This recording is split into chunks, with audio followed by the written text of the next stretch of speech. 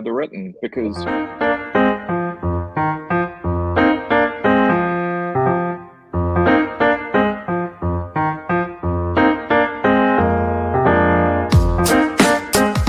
Hi, I'm Eric Sabri, your Wayne County Treasurer.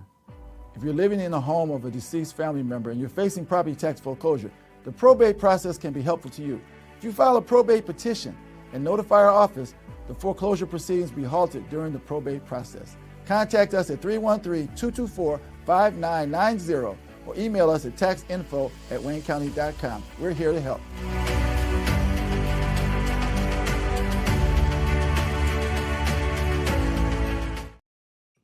good morning, everybody, and welcome to another episode of The Week That Was. I'm Saeed Khan, and as you notice, we have a pane of four people. That's P-A-N-E, not P-A-I-N. And I assure you that none of our other regulars are sitting in a TSA line anywhere or stranded in either Dubai or Doha or other parts of the Middle East. I'm sure that they'll be coming on soon, but we are joined with one of our veteran attorneys, Joel Sklar, of course, labor and community activist Barb Ingalls, and of course, co-founder of Deadline Detroit, Allan Lengel. As far as our other two veteran attorneys, Bill Seikaly and Steve Fishman, they are, well, it looks like Fish has answered the call, and there is Steve. Entered the building. Elvis. Yes, he is in the house. I believe that veteran journalist Nancy Derringer will not be able to join us today, alas. But we now certainly have quorum, or what is that thing that you call a minion? Yes, minion. We have. Oh, here we go with the Yiddish again. Okay, let's go. Come on, man, you joined. I didn't want to go ahead and use it all before you got here. I mean, that wouldn't be cool.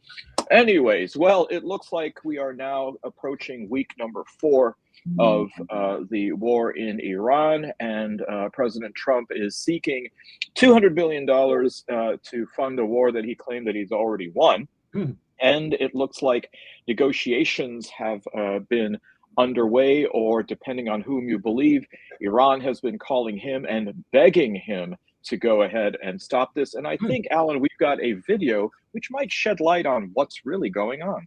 It's unclear what, if any, actual conversations are happening with Iran. But one thing we do know is they won't be happening with Jared Kushner, a.k.a. Sheldon Cooper's evil twin. The Iranians have said they will not accept Jared Kushner or Trump's special envoy to the Middle East, Steve Witkoff, as negotiators. The Iranians have a nickname for Jared. They call him the Sorrowful Broomstick, which sounds better in Farsi. And it's weird that the Iranians don't want to negotiate with Trump's son-in-law, whose primary job experience before this was holding Ivanka's purse. It seems very unfriendly. They want J.D. Vance to be the point person on talks, which is funny. I mean, this is the first time anyone has ever wanted to talk to J.D. Vance. I think sorrowful broomstick in Farsi is also the same as the word Steely Dan. So, but I don't know. I'll have to get confirmation. We are now joined with veteran lawyer, sorry, not journalist, Bill Seikaly. So we have our full complement of lawyers on board. Well, some of the things that I'm hearing are, God help us all, that the ceasefire talks or the negotiations may happen in Pakistan. So stay tuned to that. But other developments are that before this war began, Iran was selling oil at a discounted rate to circumvent sanctions at about $67 a barrel, and it was producing somewhere along the lines of 1.1 million barrels a day. Today, Iran is actually producing 1.5 million barrels a day, and it is selling its oil at about $112 to $115 a barrel. It's actually making money. It doesn't have much incentive to have a ceasefire at this point.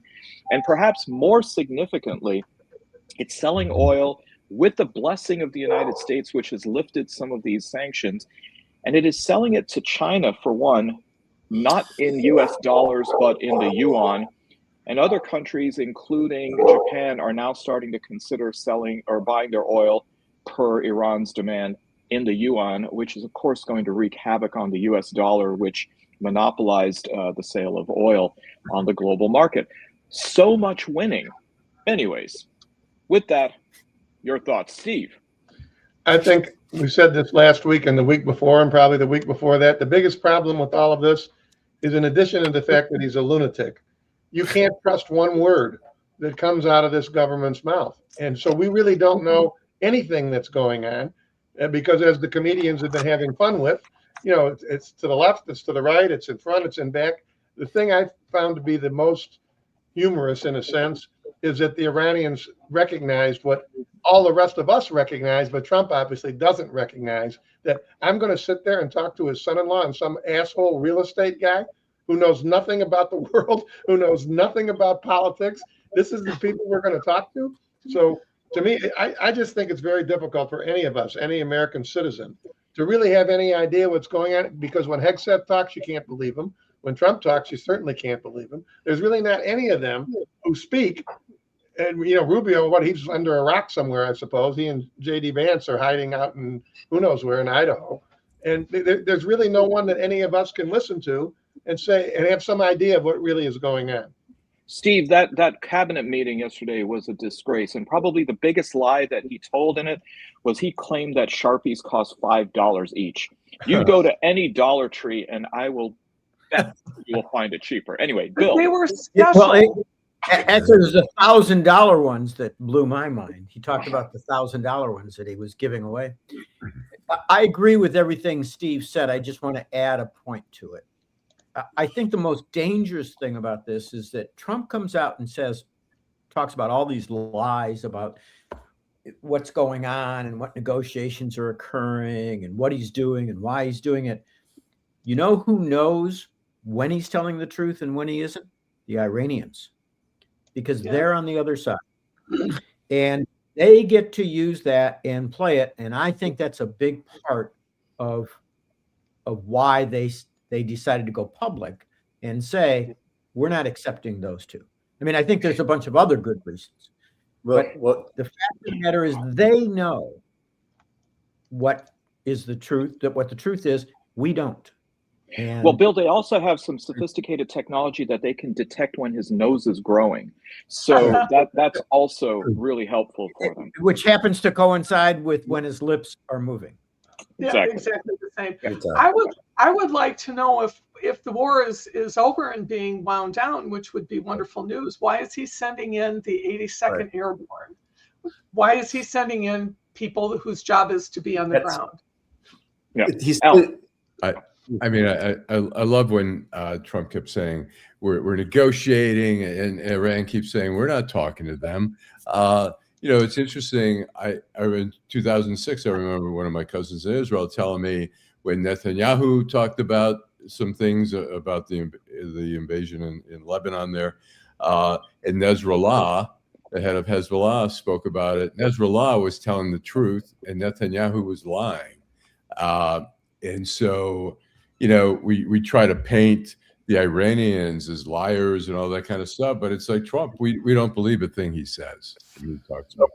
Joel, Iran is winning the war. Iran has more leverage than Trump doesn't think ever knew they had. Every day that they can, strangle the Strait of Hormuz and cause economic havoc, they win. They are not going anywhere. They are going to go more to the right, is my guess, when the younger cleric who may not be liberal or tolerant. We're going to get the devil we don't know about, but the Iranians are winning. We are not winning. We're expending lives. We're spending amounts of money, and we can't just get out of this. You just can't say, as Trump has said, well, it's not our problem. We don't even use the damn thing. It doesn't work that way. And so we're in a situation where he's dying to get out. Whenever he says they're dying to do a deal, he's dying to do a deal. This guy is dying to get out, and he's already rolling over on Hegseth. He's the first guy who said go. This is something, again, this is something that just isn't going to pass over. It's just not like you can't hide from it. No use of it, but you can't hide from it. It's not going to go away, and it's going to get worse and worse and worse. And his lies will get bigger, bigger, and bigger. Well, apparently there was a phone conversation between Netanyahu and Vance really flailed Netanyahu, saying, how could you tell Trump that this was going to be an easy war? But I think in fairness, it wasn't just Bibi. I think Hegseth was sitting there in a Pavlovian pant. And then so was Lindsey Graham urging Trump on, saying, yeah, this is going to be great. And, they'll probably build you a statue. And by the way, you could also become Ayatollah of Iran. Apparently that was another incentive thrown at him. Oh, my God. Yeah. Remember so- when Dick the Bruiser sang about the Ayatollah back in 1979? I don't know if any of you remember on WRIF. So there was that. So Joel, you're talking about an off ramp. I mean, what do you think that would look like here? I think the Iranians are going to dictate some terms. I'm not. I think it's going to be beneficial to the Iranians. They're already getting money. They're already getting a windfall from this. I think they got 14 billion. I remember when Trump was railing on Obama for releasing assets that were far less than that. I from where I'm sitting, Iran is looking very formidable. They are very patient. They have thousands of years history. We are 250. They're going to endure. Almost, Joel, almost 250. We are trying. We're not going to outlast them. They're going to outlast us, and we are stuck. We're screwed. So the off ramp is a capitulation on our end more than theirs. But Joel, I'd be willing in those negotiations to accept, if Iran's demand is true, to have the Khamenei Trump Kennedy Center for the Performing Arts. If that's what gets us out of it, I'm fine with it. That's a given. Steve. I think there's one other thing that we haven't mentioned, but we all know it. The Iranian leadership is able to do that because, quite frankly, if they've shown anything over time, they don't give a flying fuck about their own people. They don't. I mean, they're willing to slaughter, 30,000 people or something like that for marching in the streets. So they're not sitting there worrying about whether their stoves are running or whether their electricity is more expensive, et cetera, and so forth. Whereas in this country, obviously, if somebody has to pay 50 cents more for gasoline, and then they start screaming and yelling. So it's a different dynamic. They don't have to worry about how their people think because they don't care. According to independent sources, Steve, I think it was closer to about 300 to 3,500 that were killed. But the other thing to also understand is that the Iranian mindset is really based on the Shi'i expression of martyrdom, and so absorbing sacrifice is actually part of is baked into the cake. In many ways, the same way that we underestimated the Soviet Union. I mean, their losses in World War II were with at least three more zeros attached to it. That's a whole different cultural mindset, and I think you're absolutely right. We totally missed the ball on that. So, Allan. But by the way, I think the 3,500 is for this latest demonstration. I think and correct me if I'm wrong, I think the 30,000 may be over the many years. You're absolutely right. I mean, going back to the 2009 protests during the Ahmadinejad elections and others, in the aggregate. But I think the way that the media plays it is though it was like in December and January. Right. And as far as Joel is saying in terms of Iran winning, I mean, it's one of those things like in a war, I don't know that I can't really say, well, this is my opinion, Iran's really winning. I mean, their military has been probably a lot of their infrastructure's been decimated. But I think it's almost like saying Ukraine's winning because everyone thought Russia would win in a week, and Ukraine's hung in for 4 years now. Are they winning? I think we're seeing that the same thing, that we can't roll over Iran in a week or two, like Trump was saying, go ahead in there, take back your government, which is just total bullshit. Bill. Iran survived 8 years of a war with Iraq and other Gulf neighbors and American assistance, so they're kind of used to this. Bill. Let me ask Allan a question. Allan, sure. Who won the Vietnam War? Who won? Well, I guess, I mean, you could say Vietnam. Who won the Afghan wars? I mean, I think both the Russian and the United States. Really, I have a point I really want to make here. Losing hundreds of thousands of people, is that a win? Well, if you define it, it depends how they're defining it as a win. Every day they sustain another blow, they win. I think that the problem with your statement, Allan, and you know how fond I am of you, so being critical of you is hard. He's a man. He is. But the problem is that if you adopt Trump's definition or the traditional American definition of a military victory, right, we can bomb the shit out of anybody and say, hey, we won, look how fucking big our penises are. Right. The problem is that if you play the long game and you look at what happened in Vietnam, the Viet Cong clearly won that war. No question about it. What happened in Afghanistan? with the Russians? What happened in Afghanistan with the Americans? They won that war. They're willing to play the long game. By the way, just to not drop us out of history, how we won the American Revolution. So what a win is in a military conflict depends on who you are. The difference between terrorists and patriots, in the end, is who won that war. Yep. In the end, not now. I agree. I'll agree with you on a lot of that, but I'm just saying Iran has lost a lot of its military, the infrastructure there. So yeah, in the long run, can they buy it? They've got all the money. Can they get China? Can they go to North Korea to get your uranium or whatever? I mean, yes. They may get reparations from us. Yeah. Right. I mean, we're giving them money. We're giving them access to money that you're your enemy. You're feeding their war efforts. It's absurd what you're doing. So that argument doesn't make any sense to me. And undermining your own, position. Why do they need that $200 billion? So what's with the $200 billion that he's begging for? The war is over. We're not doing, we're doing all this, and they need another $200 billion. In the meantime, people are beginning to suffer even more. Inflation, what they're saying, is going to go up. It's going to double in the next couple months. If this doesn't, and even if it stops now, it's going to take forever to unfuck it. Well, Barb, one of the things we were talking about, Barb, earlier offline was that another key export from this region is actually fertilizer. Right. And for the American farmers, last year they were paying $240 a ton. And this year, right now, it's projected to have doubled to $480. Their margins are razor thin anyways. And I don't think that Trump is going to be able to subsidize them even further to get them out of this. He's going to say, you're on your own. And especially after imposing tariffs, which cut off their market, you're going to see some real dire straits for farmers, especially here in Michigan. And we all better learn how to can and preserve, because it's going to just get worse and worse. The problem with this is all of these issues that we're seeing were so painfully obvious, right? Nothing here was a surprise to anybody. The question I have are the people that you let go in your purge. Did you lose these people? Did you lose those people who had institutional knowledge, who knew everything that Saeed says you missed? My guess is there's no way that this was unexpected. There's no way that there weren't people who were steeped in this particular area who had gamed this out. I just refuse to believe that's possible.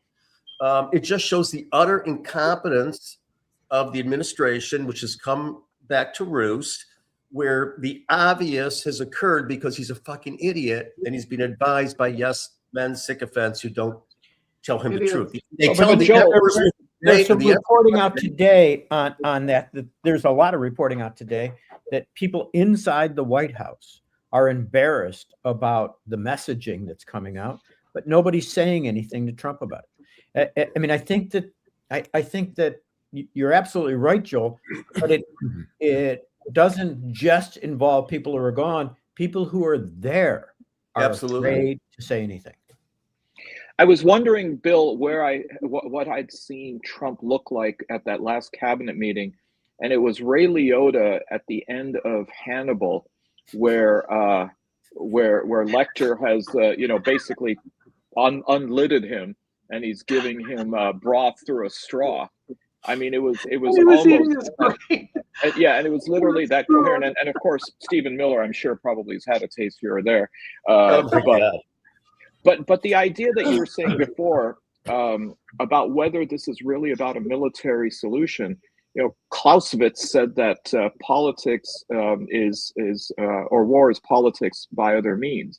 Is this really about politics of what's going on, or just simply padding Trump's cronies? And Joel, we've been here before. Ken Edelman and Richard Pearl and the other neocons were able to convince W, hey, we're going to be greeted by cakes and sweets being given to us. And I mean, it would have been actually a win if all our troops got was diabetes from that. But I mean, it was just utter carnage in Iraq. So anyway, the new, what you know, he is a McCormick, who was the general in Vietnam who gave Lyndon Johnson, you know, we're going to be fine. Westmoreland. Oh, Westmoreland. Westmoreland. Westmoreland. Westmoreland.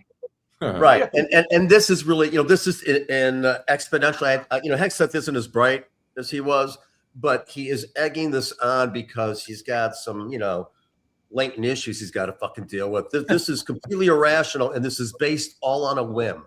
This isn't based on logic. It's not based on deep thought. It's based on impulse. Trump admitted it. It's in my bones. It's a gut feeling. This is whimsy. It's fucked up because it's whimsy, and it's a war, and we're here.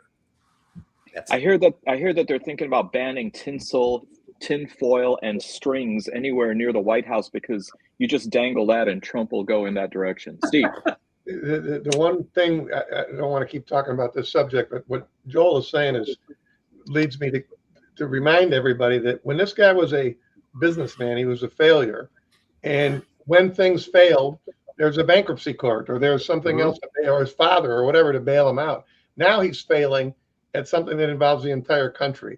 And that's the thing that makes me sick to my stomach. The fact that 70 million people were willing to vote for this guy, and it didn't cross their mind that he's the same person who was never successful at anything, whether it was casinos, the real estate, whatever it was. And then you think he's going to be different. The only difference is now it's all of us who are stuck with it. So he's not even a good grifter. Well, I hate to disagree with Steve too, but he's been a very successful con man. He was on TV. He's been a very criminal. You know, he steals in the open. That's his sweet spot where he's amazing. At, you know, branding Trump vodka, Trump steaks, all those things are out of business. He bankrupted casinos. Yeah, I could run a casino and make money. And he's profiteering off the war. I mean, he's profiteering now. Yeah. He's you know, there's that bump. Somebody bet 15 minutes before whatever the announcement. I mean, you're not going to tell me somebody did not have insider information on the poly market to do this. That's absurd. I mean, there's nothing but outrageous, blatant corruption. But Joel, look who else is involved in this. I mean, Secretary of the Treasury just announced that Trump is going to be the first sitting president to have his signature on American Nero. He's Nero. Yeah. He's Nero. I mean, my God. Well, you need something to do with that fine tip Sharpie that costs $1,000, I suppose. And what you think? Actually, and here's the irony. Given how much grief he was giving Biden, will he have to use the auto pen in order to do that, or is he planning on signing every bill? We'll have to go ahead and stay tuned. Steve, you mentioned bankruptcy, and something which was just simply ignored by the media completely was a Treasury report that has declared the U.S. as being insolvent. That's pretty harsh, and none of the minions on CNBC or Fox Business have been talking about this. We're in a real free fall when it comes to our economy and our financial credibility. Thoughts? Dollar's getting weaker. That's been true for a while. Catastrophic. It has been true for a while, and you're right. We don't cover it. Why don't we recover it? Yeah. Why doesn't the media cover it? It's, in my opinion, easy. They don't want to put the market into a free fall either. They don't want people panicking and pulling money out of the market, which would create a bigger problem. So basically, we have a Potemkin country. Yeah, I want to comment on what Lila's saying, that people voted for him because he's a good businessman and stuff like that. But I think we've seen that business people often, more often than not, are not good politicians. I mean, Rick Snyder was, you know, I think he was a nice guy, but he was not a nice guy. He poisoned the whole city. Yeah, true that. But you know, created all funding for mental health. Business people saying they know how to handle money and stuff like that. I mean, he was, as you guys have said before, I mean, he wasn't a good businessman, but he's a good con man. He's a good brander. He's a good marketer of Trump, of the Trump brand. That's why that puts his name on every fucking thing he can put his name on. He pisses on every fire hydrant he sees. Steve. Well, I go back to what we've said for a long time. When she put that in there that people thought he was a good businessman, what people really were going by was that TV show. They weren't going by anything about business. That's why Mark Burnett, I think is the guy's name, who put him on there. He's the one. They ought to have him on television explaining how he managed to create this asshole, because he's the one who did it. If it wouldn't have been for that show, he'd have just been another rich kid who blew his daddy's money and did all kinds of, he did a lot of loud talking and weird stuff. But at the end of the day, he's a failure until Burnett turned him into a success. And that's why when she says there that people people who voted for him think he's a good businessman, they don't know anything about his actual business history. So Allan, we're talking about Rick Snyder and about how he wrecked Flint. One thing that, of course, he refused to do was drink the water there. But I think there's another person who wants to be governor who it really seems like he did drink the water. And I think we've got his latest campaign ad. In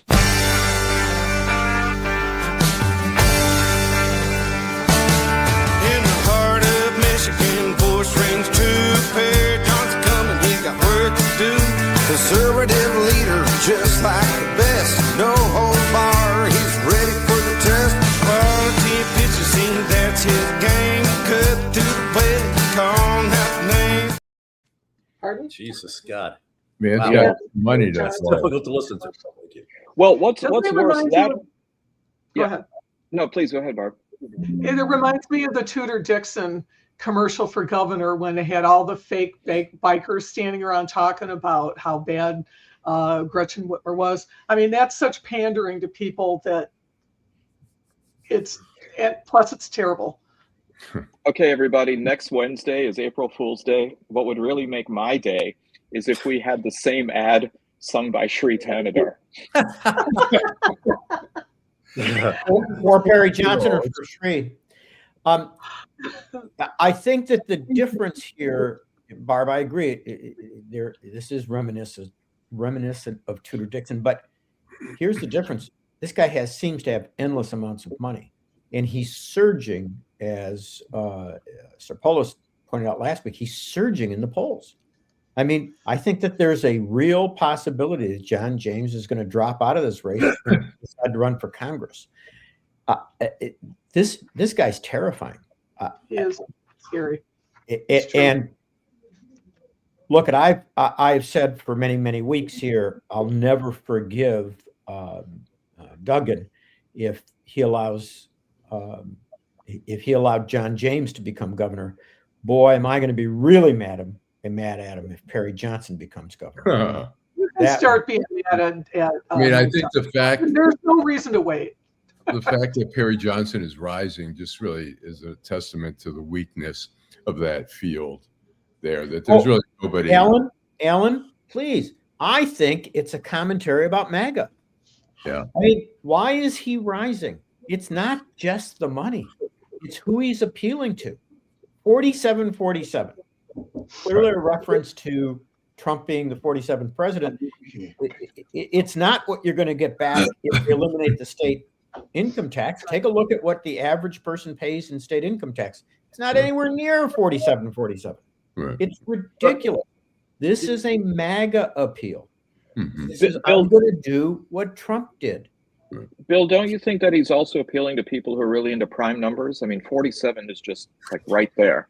So you should really think about these things. Well, speaking of people who are on the MAGA side, one of the big draws that they had was this belief that elections that don't go their way have been fraudulently procured. And in California, the Riverside County Sheriff, a man by the name of Chad Bianco, also running for governor on the Republican side, has seized over 500,000 ballots, 600,000 to be exact, claiming that there was election fraud. I mean, this is in California, which still to right now swings a little bit more Democratic than Republican. How much more mileage are people going to get off this whole idea about election fraud? It seems like, is it the people that vote for Perry Johnson and support him? Because this is going to be a real problem going into November. Joel. It's a fraud. There is no election fraud. The whole idea of election fraud is conjured. This becomes again another big lie that just gets repeated and repeated and repeated, and people assume it's true. It has been established that mail-in balloting is incredibly safe. We don't have voter fraud that has any impact on any election. So a falsehood, a misrepresentation is being sold that people apparently are buying. And it's going to end up hurting everybody again. It's an embarrassment. Trump voted, I guess, in the Florida election by mail. And then when Mike Johnson was asked about that, they said, well, how can you support the president on this when he voted by mail? And he said, well, Florida is a very safe state, but there's some others that are not safe. Let's talk to Al Gore about that. Yeah, it's just honestly, it's well, no, wait a minute. Right. At one level, Alan, he's right. It's a safe it's a safe state for Republicans. Right. And it just points out he may have accidentally told the truth. He may be saying, if that's safe, what we need to do is disrupt the Democratic states. Yeah, in Philadelphia, we got to start doing some stuff. I mean, it's crazy. And Detroit. Yeah. Have you seen the disparity of getting FEMA aid to states that have a Democratic governor and 2 Democratic senators compared to Republican governed states? It's out in the open. But I'll tell you, if you're going to go ahead and throw shade on old Perry with his country ad, or even Shree, I think, Alan, before we go to a commercial break, we've got one more to show politician who really gets the young people. This is out of the Iowa senator. The midterm elections are a few months away, and everyone knows the best way to reach young voters is through social media. That's why politicians like Senator Joni Ernst are cranking out content, and it's going about as well as you think.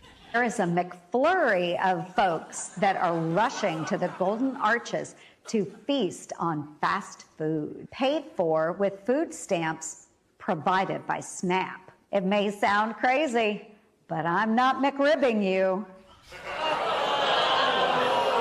Oh, Joni, don't do that. You've lost all your McDignity.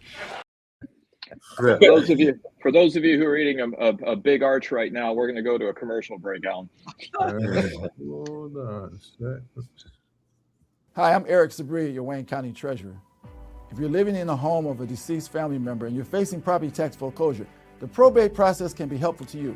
If you file a probate petition and notify our office, the foreclosure proceedings will be halted during the probate process. Contact us at 313-224-5990 or email us at taxinfo@waynecounty.com. We're here to help.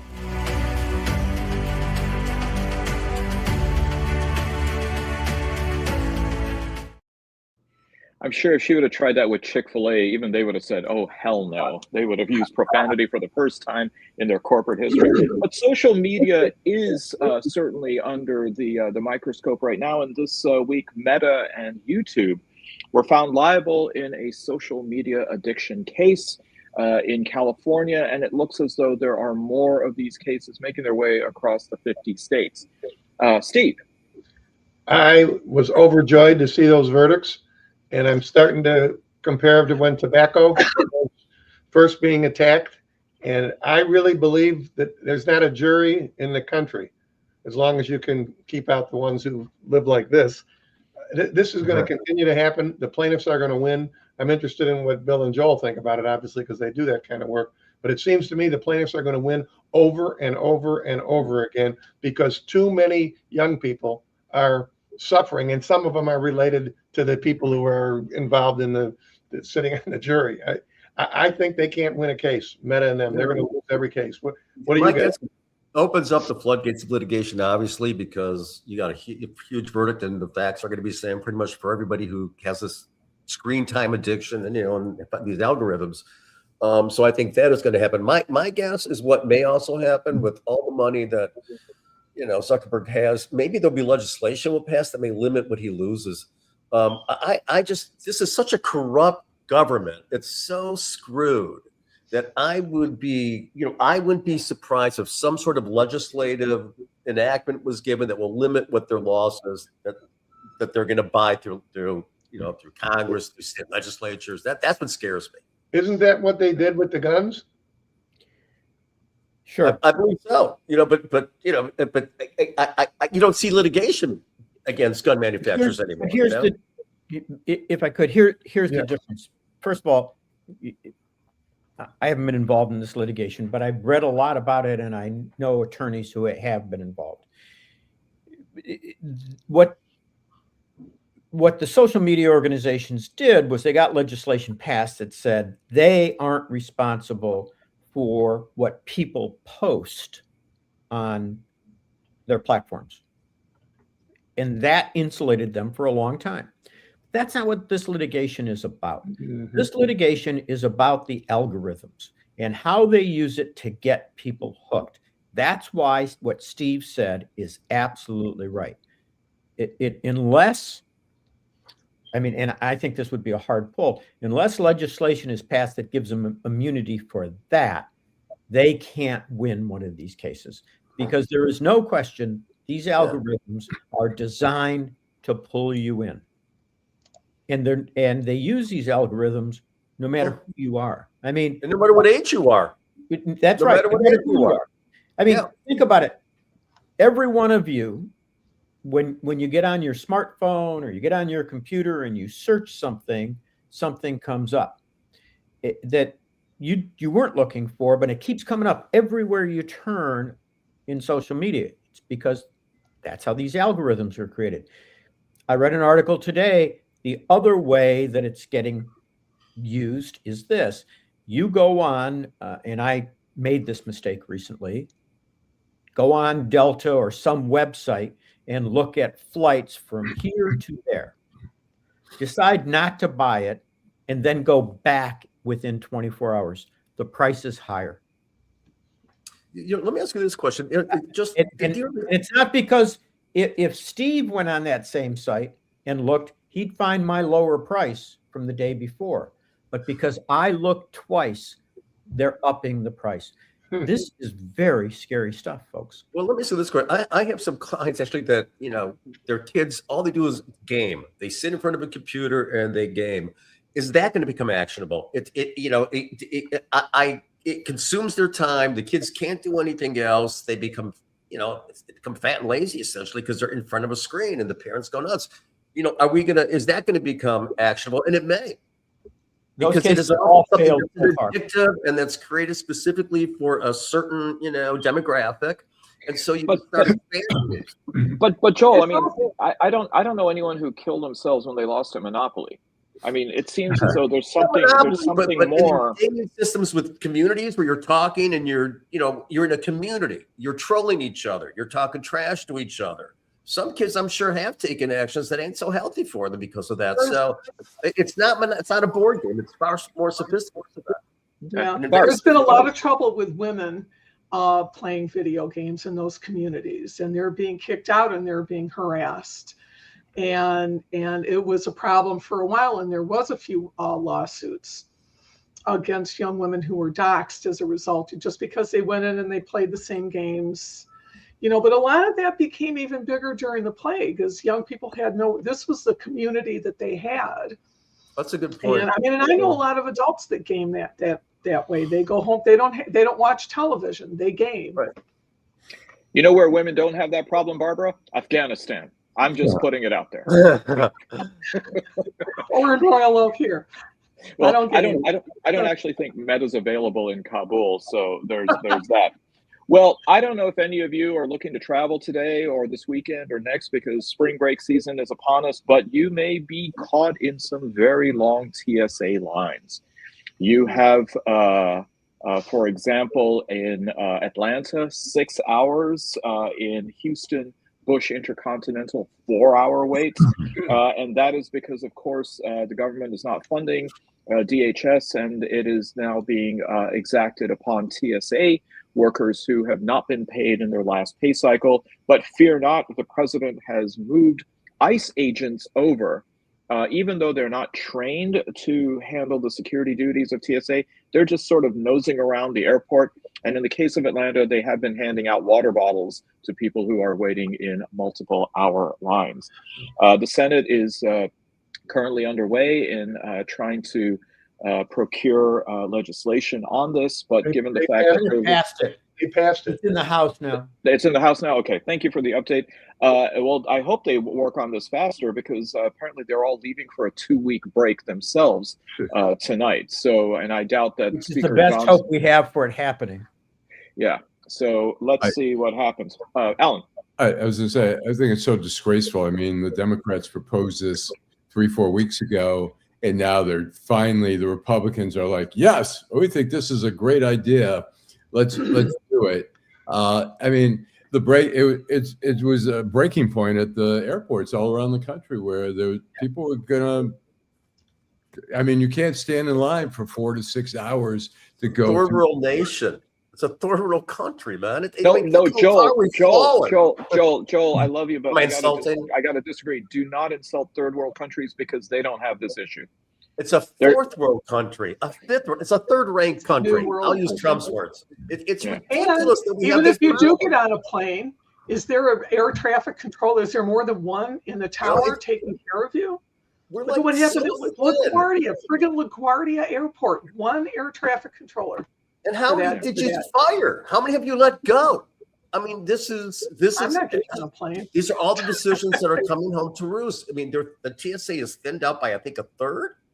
That's not the TSA. The guys in the air traffic controllers. That's absurd. ATC, yeah, ATC people have been really called on that. Yeah. Oh my God. Yeah, Bill, I think you were going to say something. Yeah, I mean, here's the problem. We say that there's some hope here, and we hope this gets done, and that Republicans are now doing this. Mike Johnson has not taken a position on where the Republicans are going to vote yet. That's right. As of 5 minutes ago, when I was looking, he still hasn't taken a position. Why? Because Trump keeps on saying, no, I don't want a deal. Interestingly enough, and I don't understand, I mean, God, this drives me crazy. I don't understand why people aren't upset about it. Trump said last night, I've ordered that TSA agents get paid. You know what? I believe that he probably could be moving money around. He could take money from ICE and get these TSA agents paid. Why the did he wait this long? I mean, if he could have done this and he does it now, he's responsible for all this pain. I am flying out next week. This is pissing me off. I think the fact that it's being funded is seen as a defeat for the Republicans because they've been resisting the whole time, and Trump has been telling them, no, don't give in. But, you know, you can see every day the country just feels a mess. Gas prices are up. The airports are a mess. You know, we're at war. It's just a shit show. Well, here closer to home, it looks like, Bill, the TSA lines are not that long compared to other places. It seems though that they're fairly normal for now. So there is some good news to that. But on the other hand, we do have an element to the ICE issue. Michigan Attorney General Dana Nessel has filed a lawsuit to prevent ICE from opening a detention center in Romulus, pretty close to the airport. How is that looking, and what do you see as the prospects of being able to block that? Allan. Well, I mean, they didn't go. Part of the lawsuit is saying they didn't go through any of the steps that you would have to take when you're going to a certain city. You know, go through the planning commission, go through the city council, go do environmental impact. You know, you're talking about bringing in 500 detainees. You're talking about bringing in staff. It's only going to clog up the roads. It's near the airport. The airport's already a busy area there. I think, you know, I'll defer to the lawyers, but from a layman, I would think they have a pretty legitimate case. But I'm also noticing on the subject of aviation, Allan, that airlines like American Airlines are really cutting back. So if you are booking a flight to, say, a very small airport, like, say, South Bend, Indiana, chances are you're going to get to a hub like O'Hare, and then they're going to have a coach bus set up for you to go the rest of the journey. So be careful when you're seeing these measures, whether it is a cost-saving measure, an environmentally conscious measure. But for those of you who don't like going Greyhound, you might find that as being part of your future.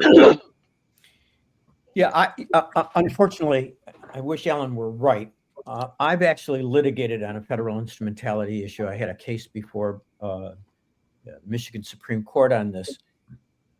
the odds of her winning this case, and I'm so glad she brought it because I think it has the benefit of potentially slowing things down until this monster is gone. But she's got to draw the right judge, and ultimately in the Court of Appeals, the right panel. But the idea that any local official or local regulations can stop the federal government from building something the federal government deems necessary, those cases are very few and far between. There are a whole bunch of cases involving post office and other things where they just ignore all kinds of local regulations, and the federal court allows it and has historically. Doesn't mean that I'm not rooting for her, and I'm glad she filed it. Yeah. So I know this is a story that's been reported, I think, on Deadline Detroit as well, Alan. Grosse Pointe, a parent of a student at Parcells Middle School, is suing the school district over a display of a Progress Pride flag, claiming that it is his First Amendment rights that are being violated. Parcells Middle School, mind you, was the alma mater of Jamie Ding, who currently is on a rampage on Jeopardy. So, yay, Jamie, keep going, fella. But what say you about the current controversy, and particularly the legal dimensions?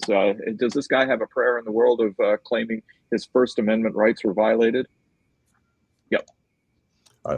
I'll say something, and then I'm curious what the lawyers have to say. I mean, part of what the school board was offended by was the guy went around the school videotaping things, went into the classroom where a teacher was sitting there, included her in a videotape that he then posted on there, attacking the school for, their lessons or whatever. And I think that took it to a level that I think they had justification to do what they did.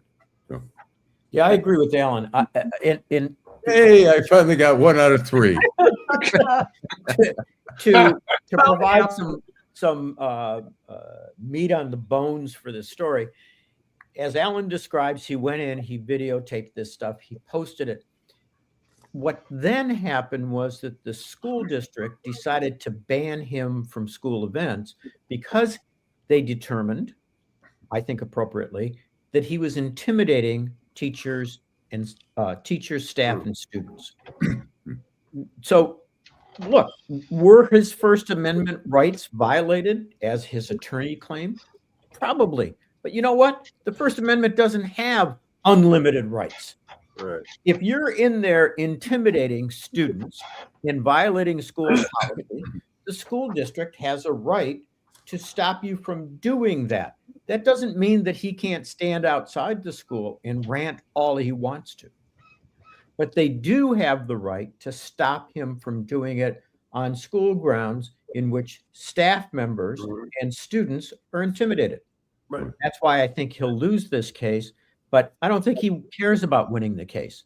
I think he cares about being homophobic and trying to tear down people who are trying to defend diversity. But he's bringing danger to the school too. He's making them a target.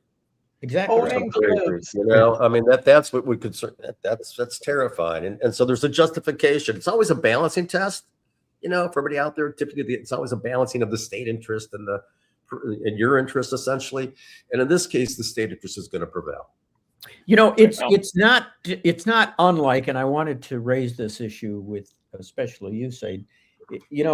They've got this. I can't remember which state. It's in Texas, I think, where there's legislation proposing banning Sharia law, which I think is very interesting, considering that they also have legislation all over the country requiring the posting of the 10 Commandments. Now, I'm not a Muslim, but my understanding of Sharia law is it's essentially like the 10 Commandments. We expect you to live like this. And if you look at it, it doesn't seem much different than the 10 Commandments. Saeed, what do you think? Well, first of all, I think you've stayed at a Holiday Inn Express so you could pass for a Muslim, so that's good enough. But then also, you're looking at something that is simply too vague and overbroad. is the reason that I don't eat pork because I don't like the pig, or is it because my religion tells me I shouldn't? How is that possibly going to be enforced the next time I go to McDonald's and I just get an egg and cheese McMuffin and they're like, oh, you need to get the sausage on there? I mean, it's absolutely absurd to have this happen. So I agree with you, but unfortunately, 38 states have attempted to pass legislation which bans Sharia, and fortunately, they've all been knocked down because cooler heads have prevailed, especially those who understand the First Amendment. But we can't rely on that, especially with the goon squad up at the Supreme Court these days that do have a majority, especially after Murfreesboro, Tennessee, when they were trying to ban the expansion of the mosque and the construction of a Muslim cemetery there. The plaintiff's attorney that was trying to block those efforts claimed that Islam doesn't have First Amendment protection because it is not a religion. And fortunately, Attorney General Eric Holder at the time under the Obama administration said, what are you talking about? But the fact that they had to get judicial notice for something that seems self-evident, that it went to that level, was rather frightening. But Barb, when you're talking about this being in the news, there may be a chance that it may not be in the news locally, because it looks like WWJ is going to lose CBS News programming as the network shuts down its radio network. And I don't know where I'm going to get my traffic and weather together anymore on the 8th. WWJ is going to remain. They're just going to lose CBS. Oh, okay. Yeah. They're still going to be there. Oh, okay. CBS. I was with Saeed on this one. No. CBS has decided, I don't know if it's Barry Weiss's decision or whoever, that they're not going to have a radio division anymore. They did the top of the hour, they did the CBS broadcast. They'll just get Fox News or ABC radio or something like that. But no. Well, does that mean the TV station is also losing the ability to broadcast CBS News? No, it's just radio. No, just radio. The radio. We're still stuck with Tony Dokapil at 6:30, Bill. Terrible. But I don't know, Allan. I got to ask. Can we put in a bid for Deadline Detroit to be the news supplier to CBS, to WWJ? I like that.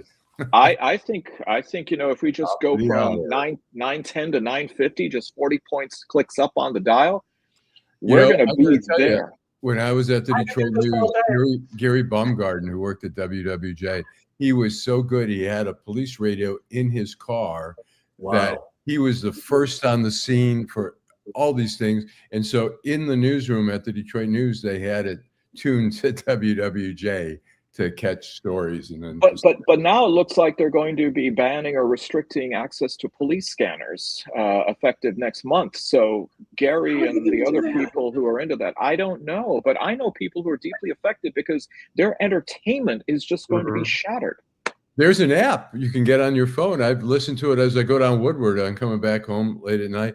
I'll listen to like what's going on in the neighborhoods. It doesn't.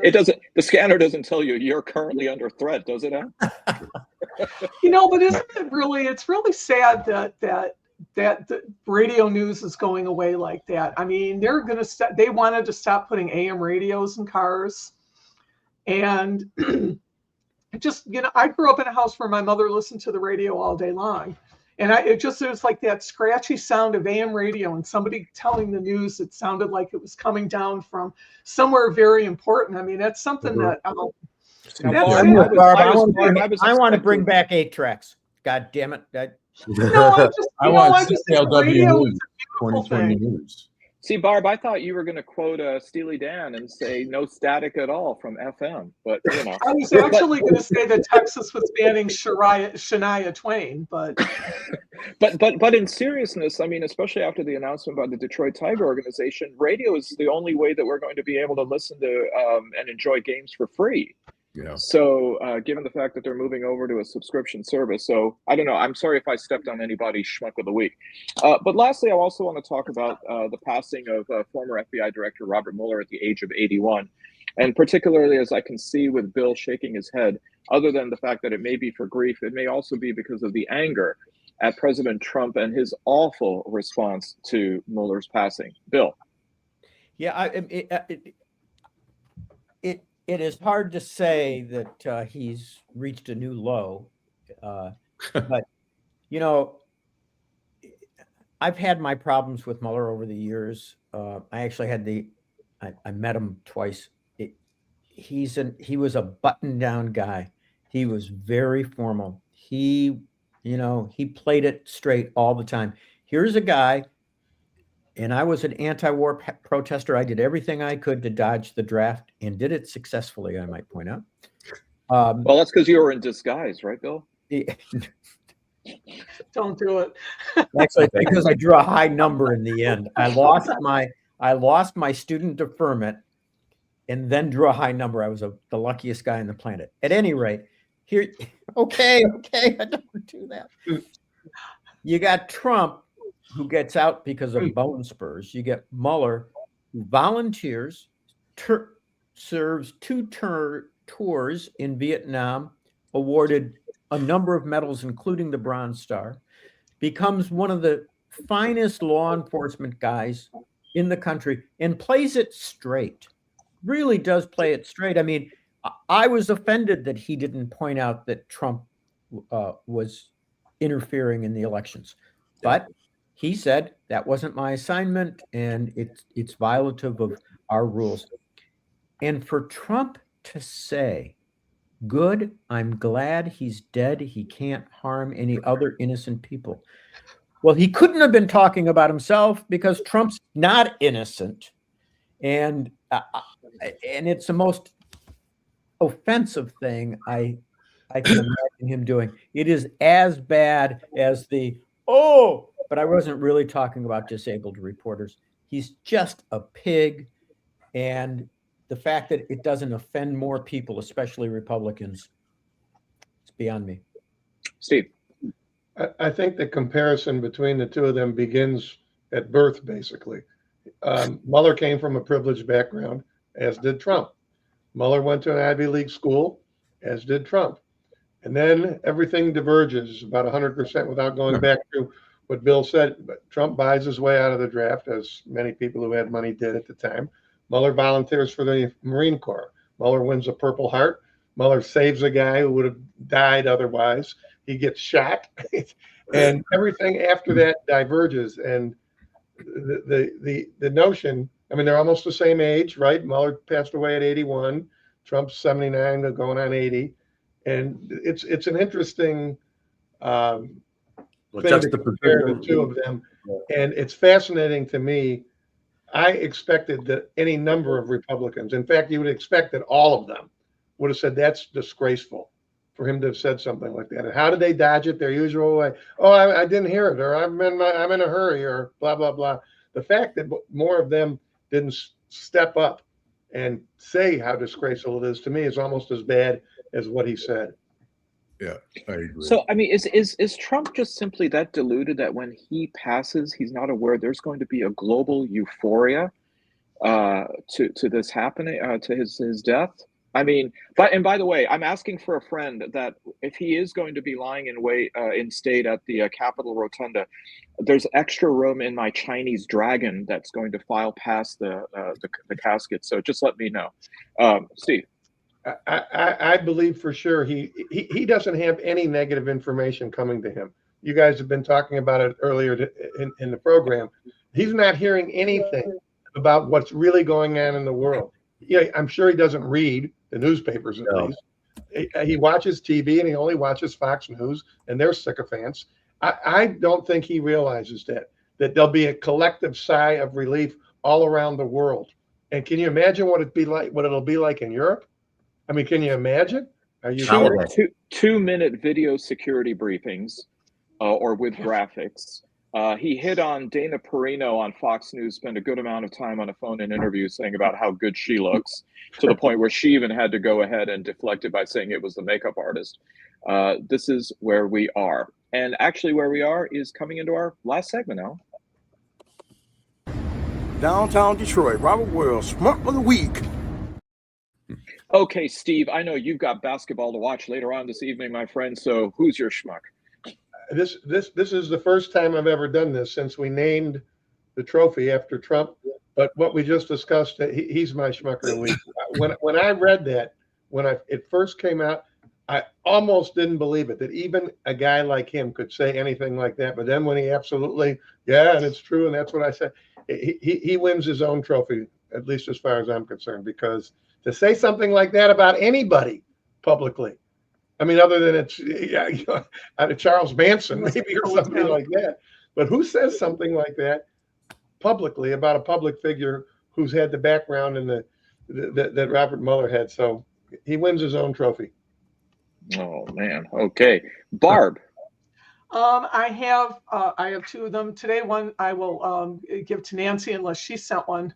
Scott Bessent, when he was asked about what Donald Trump said about Robert Mueller, he said that we should have more empathy for the Trump family because of what the family had been through from the Mueller report, which is, it's mind-boggling. And he said it, and you know, that little purse slip that Robert Benson says, it just, you know. My other one is Pete Kegsbreath, who prays for violence against those who deserve no mercy, which is the Iranian people, the innocent Iranian people, the innocent Lebanese people, everybody in that area who's being bombed and murdered by our bombs for what? For fucking what? So I don't think Barb, Jesus very much. Hexeth reminds me of the Tom Cruise character in the movie Taps at this military academy, just overly zealous and it's beautiful, man. But by the way, his preacher is the one who called for the Senate candidate, the Democratic Senate candidate, Tallarico, to be crucified. And then he tried to backtrack and said, "Oh, I meant that he should convert to accept Christ," which I think he wasn't Jewish to begin with, or Muslim. I think he was already Tallarico was Christian. He's a Christian. He's very Christian. Bill. Well, you guys stole mine, but I have a backup, and I regret Nancy not being here. I happen to live in Bloomfield Hills, and you guys probably remember for about the last 3 years, there have been all these robberies of mansions in Bloomfield Hills, Bloomfield Township, and they've all been blamed on narco terrorists or Muslim organizations. However, this week, not very reported, a guy named Theodore Goolsby from where? Grosse Pointe was arrested for many of those break-ins that occurred between November and March. Wow. And Grosse Pointers. These Grosse Pointers have been picking on us for a long time. I'm glad one of them is being held accountable. Bill, they have a lot of contempt. They have a lot of contempt for new money over there in the GPs. And did they say anything if the gay flag was a trigger? I'm sorry, say again. Did they say anything about if the gay flag was a trigger? Yeah. Not in the very short blurb that I read, and it was in the local Bloomfield Hills paper, the free rag, a free newspaper that gets issued. And it was interesting because it was one of the few places that I really read about it. Bill, do they deliver those in scrolls, or are those like actual newspaper? Just checking. Okay. Excellent. Joel. I'm going to go with the gentleman from Wisconsin by the name of Harry Waite. What Harry did is he was a big MAGA guy. He thought there was fraud in the 2020 election.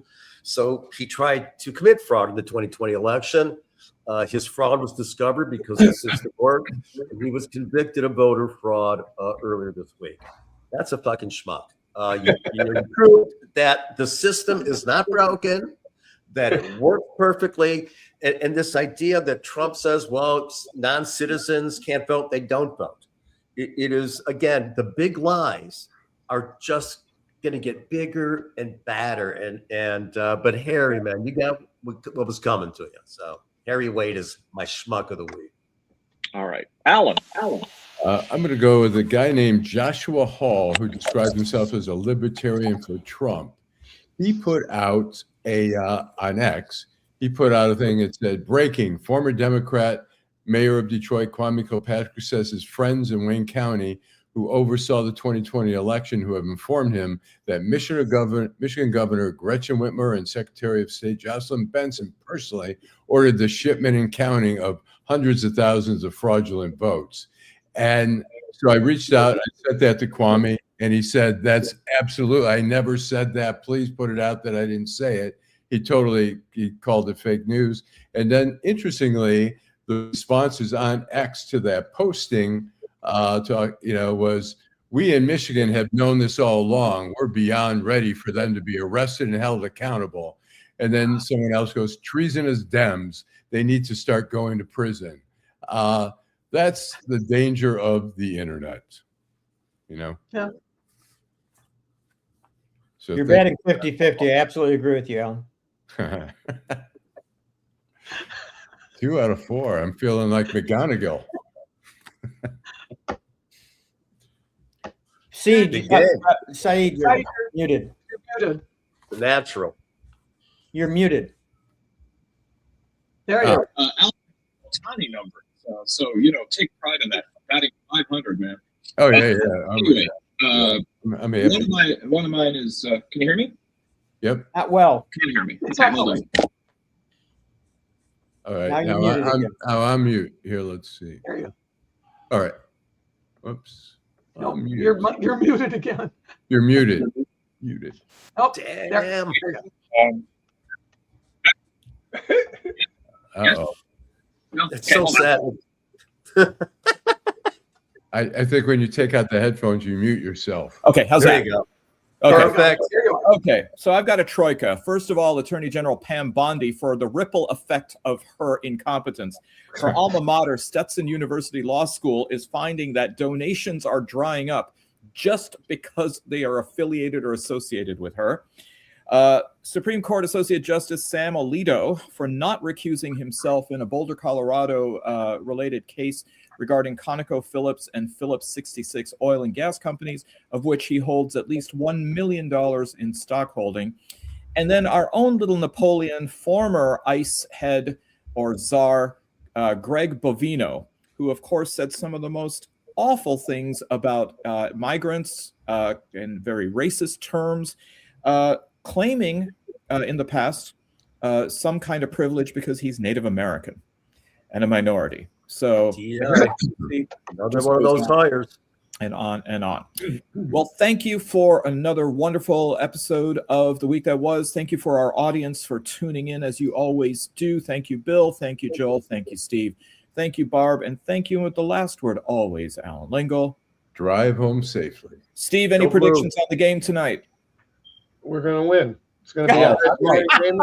It'll be a lot of fun to watch, but I'll tell you what, those who stay up and watch Michigan State against Connecticut. So that's going to be a great game with two lunatic coaches who are excellent coaches, but are lunatic. Great coaches. That's going to be a lot of fun to watch. Yeah. I intend to stay up and watch. I'm certainly watching our game, but I'm going to watch that one too. Yep. Okay, go Blue, go Spartans, no Duke. All right, take care, everybody. Have a great week. Bye.